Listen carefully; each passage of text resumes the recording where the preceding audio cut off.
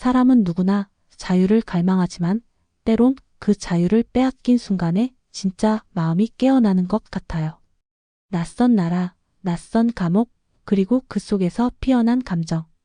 오늘 이야기는 도저히 일어나지 않을 것 같은 장소에서 시작된 한 남자의 비밀스러운 인연에 관한 이야기입니다. 안녕하세요. 오랜 시간 다양한 인생 이야기를 전해온 서지혜입니다. 오늘도 마음 깊은 곳에 닿는 이야기 함께 나눠볼게요. 이야기가 마음에 드셨다면 구독과 좋아요 부탁드립니다. 여러분의 응원이 다음 이야기를 이어가는 힘이 됩니다. 민수는 평범한 40대 남성이었다. 회사에서는 누구보다 성실했고 가족들에게도 자상한 사람이었다. 그런 그가 중동 지역인 요르단으로 출장을 가게 된 건 전혀 예상치 못한 일이었다. 석유 관련 장비 점검을 위한 기술 자문 역할이었고 일주일만 있다가 돌아올 예정이었다. 요르단에서의 일정은 순조로웠다. 햇볕은 따갑고 사람들은 낯설었지만 민수는 그 특유의 친화력으로 금세 현지인들과도 어울렸다. 출장 마지막 날 밤, 그는 호텔 바에서 동료들과 작별 술자리를 가졌다. 그 순간 예기치 않은 사건이 벌어졌다. 갑작스레 들이닥친 현지 경찰들이 그를 강제로 연행한 것이다. 이유는 충격적이었다. 그가 앉아있던 테이블 아래에서 마약으로 추정되는 작은 봉투가 발견된 것이다. 민수는 강하게 부인했지만 경찰은 그 어떤 설명도 들으려 하지 않았다. 그렇게 그는 순식간에 감옥에 수감되었다. 그가 수감된 곳은 남성과 여성 죄수가 함께 있는 특별한 이슬람 감옥이었다. 그러나 여성 간수가 절대 다수였고 엄격한 종교 규율 아래 운영되는 곳이었다. 그곳에서 민수는 하루하루를 불안과 공포 속에서 견뎌야 했다. 가장 힘들었던 건 언어였다. 그 누구도 그와 제대로 소통하려 하지 않았고 그는 그저 외국인이라는 이유로 방치되었다. 그런 그에게 다가온 유일한 사람, 바로 간수 중 한 명이었던 라일라였다. 라일라는 눈빛이 깊고 말수가 적은 여성이었다. 처음엔 다른 간수들과 다를 바 없었다. 하지만 그녀는 민수의 식사 시간에 유독 오래 머물렀고 눈을 마주치는 시간이 점점 길어졌다. 어느 날 밤 민수는 낯선 발소리에 깨어났다. 문 앞에 선 사람은 라일라였다. 그녀는 조용히 민수에게 말했다. 따라와요. 민수는 이유도 모른 채 그녀를 따라 나섰다. 도착한 곳은 감옥의 구석에 있는 작은 도서실이었다. 책상엔 오래된 코란과 낡은 책들만 가득했다. 당신 한국에서 왔다고 했죠? 라일라가 처음으로 말을 걸었다. 한국에 대해 이야기해 줄 수 있어요? 민수는 당황했지만 이 감옥에서 처음 느껴보는 따뜻한 말투에 조심스럽게 고개를 끄덕였다. 그날 이후로 라일라는 매일 밤 민수를 도서실로 불렀다. 처음엔 한국의 계절과 음식, 풍경 이야기를 나눴다. 며칠이 지나자 서로의 가족 이야기와 인생 얘기까지 흘러나왔다. 서로 다른 문화와 언어를 가졌지만 그들은 점점 가까워졌다. 라일라는 차츰 자신의 이야기도 꺼냈다. 그녀는 어린 시절 전통적인 이슬람 교육을 받았고 강제로 결혼까지 했다가 도망친 과거가 있었다. 그녀에게 감옥은 생계의 수단이자 도피처였다.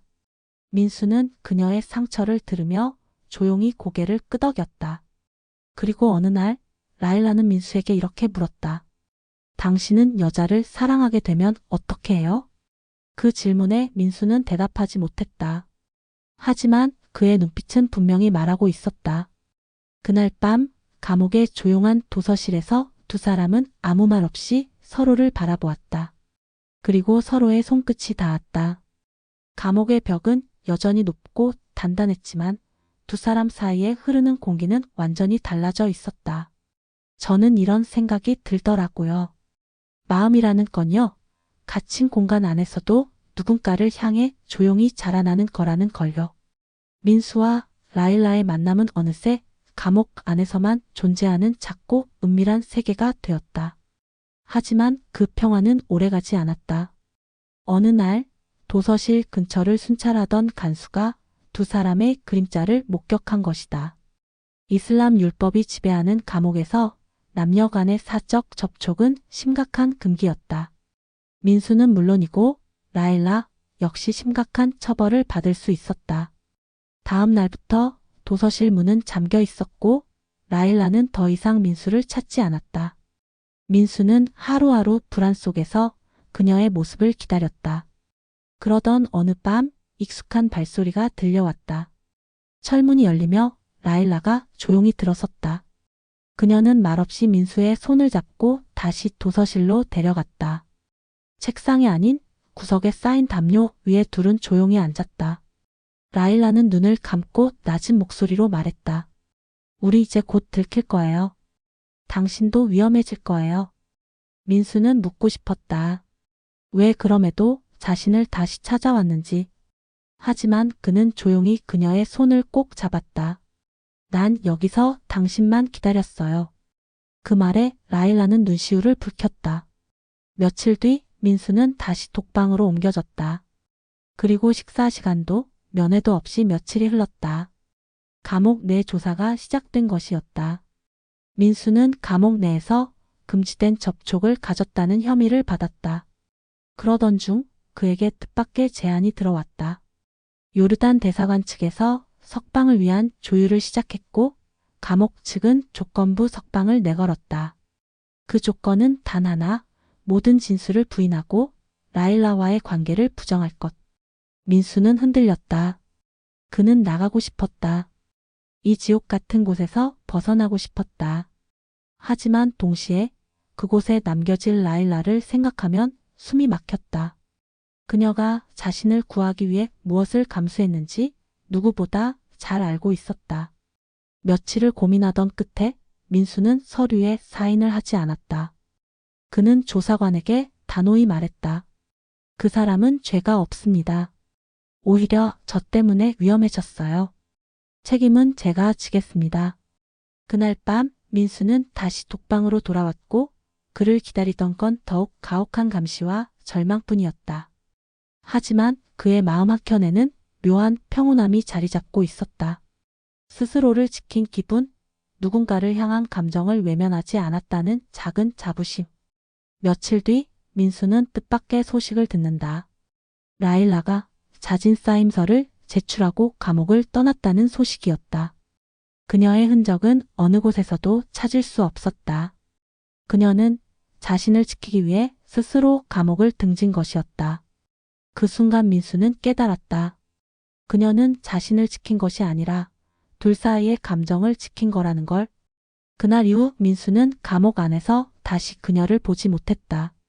저는 이 장면에서 마음이 좀 아프더라고요. 사랑이 깊어질수록 그 사랑을 지키기 위해 더 멀어져야 한다는 게 너무 잔인하게 느껴졌어요. 민수는 독방에 갇힌 채 다시 무기한 수감 상태로 돌아갔다. 그는 매일 아침 눈을 떠도 무슨 요일인지 몇 날째인지조차 감각이 흐려졌다. 식사는 변함없이 나왔지만 말 한마디 나눌 사람조차 없었다. 라일라의 부재는 단순한 이별이 아니라 감정의 단절처럼 느껴졌다. 민수는 그녀가 떠났다는 말을 수십 번 되새겼다. 그녀는 정말 떠난 걸까?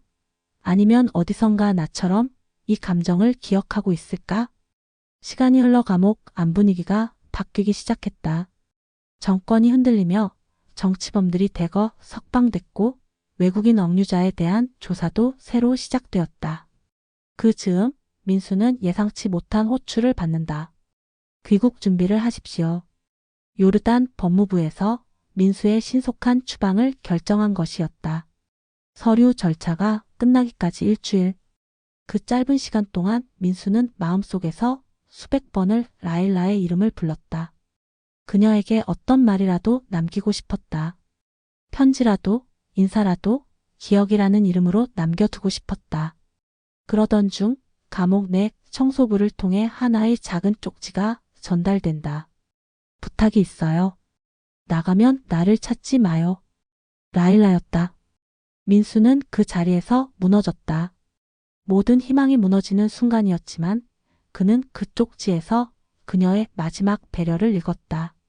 그녀는 자신보다 민수의 자유를 택했던 것이다. 귀국 전날 밤 민수는 마지막으로 도서실을 찾았다.